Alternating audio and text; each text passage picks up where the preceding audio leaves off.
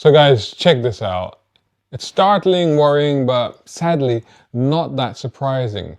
Now, according to a recent study by the Green Insurer, a staggering 15% of drivers are considering abandoning their wheels within the next year due to skyrocketing motoring costs. What? No. Yes, and I'll tell you everything right after this. A brown car guy.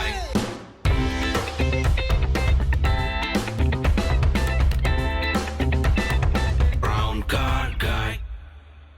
With the cost of living crisis still very much with us, over half of car owners are very or quite worried that rising insurance premiums might force them to give up driving altogether, in yet more bad news for the motoring and automotive communities that are already under pressure from things like low emission zones, driving restrictions, LTNs and whatnot. The financial strain is even leading to risky behavior, it seems, as the report reveals that 1 in 5 motorists might not be entirely truthful when renewing their car insurance, all in a bid to lower their premiums. The impact of these decisions is profound. 2 in 5 say that giving up their car could mean having to change or abandon their jobs.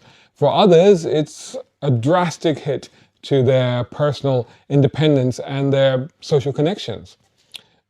Man, you know, it's just kind of compounds the whole concept of the war on the motorists. It just makes it even harder and tougher for people to own and run their cars, whether they want to run them or want to own them, or because they actually need to own and run those cars.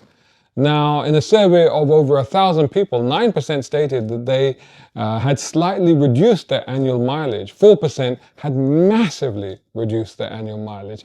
5% falsely claimed that their car was housed in a garage. 4% gave a low risk occupation. 4% falsely claimed that the car was never used for work purposes. 4% named another driver who was less expensive to insure. 3% wrongly claimed that the car had locks and immobilizers. 3% claimed to have undertaken advanced driver training, and 1% lied about not having penalty points.